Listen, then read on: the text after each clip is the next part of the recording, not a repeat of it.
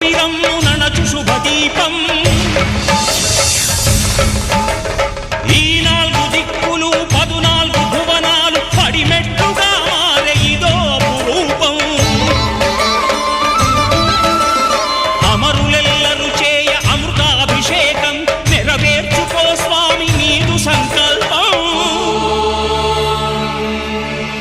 పదములకు రొక్కగా ఒక్కొక్క లోకం అందుకో నక్షత్ర పుష్పాభిషేకం